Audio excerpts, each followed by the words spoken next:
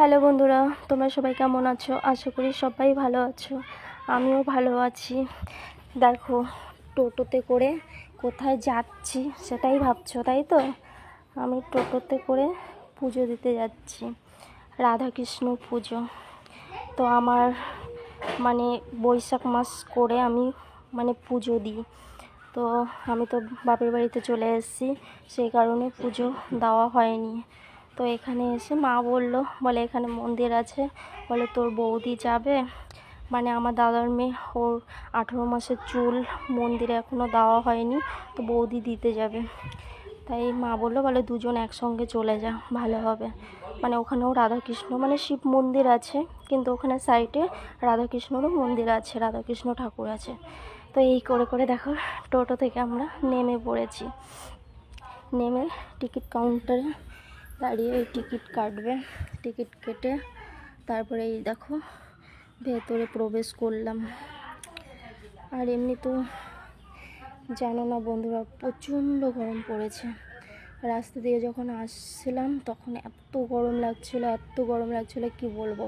এখন দেখো মন্দিরের ভেতরটা যেই ঢুকেছি, মনে হচ্ছে একদম ঠান্ডা, রৌদ্র আছে তবু একটা ঠান্ডা ভাব আছে। পাশে পুকুর আছে, গাছপালা আছে, খুব সুন্দর একটা জায়গা। আর মন্দির মানেই তো জানো, শান্তি যাকে বলে, খুব শান্তি।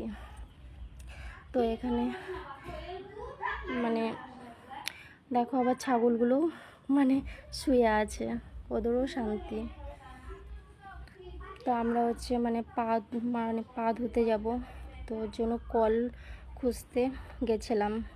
তো বৌদি বলছে ওই দিকটায় আছে মনে হচ্ছে, চল গিয়ে দেখি।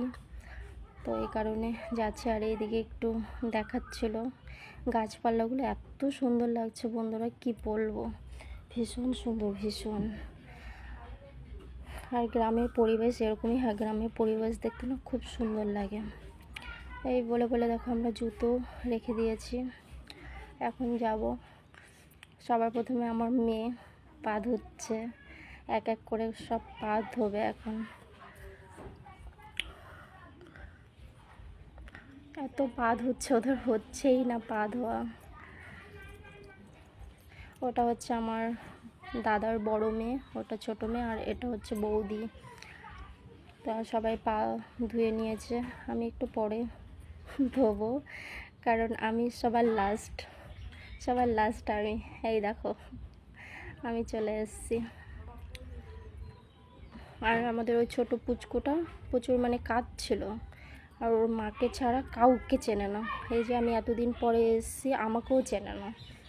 আমি তো প্রায় 1 বছর 4 মাস হয়ে গেছে এসছি এখানে,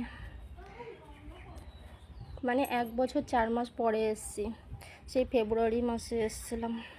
ও বারবার করে সেই কলের এখানে এসেছিলো। তারপরে এই করে দেখো, প্রথমে আমি পুজো দিয়ে নেব, তারপর পরে বৌদি দেবে। তো এখানে রাধাকৃষ্ণ দেখো মূর্তি আছে, তো এখানেই আমি দেবো পুজো। তো এই করে একটু দেখি কি পজিশন আছে, তো জায়গাটাকে একটু সাফ টাপ করে নেব, নিয়ে তারপরে পুজো দেবো। তো আমি বসে পড়লাম, বসে এখন একটু জায়গাটাকে একটু মুছে নেব, মুছে নিয়ে তারপরে পুজো দেবো। অ্যাকচুয়ালি আমার পুজো দিতে খুব ভালো লাগে, কি বলবো, এই বাড়িতে পুজো, তারপর কোথাও গিয়ে মন্দিরে পুজো দিতে আমার ভীষণ ভালো লাগে।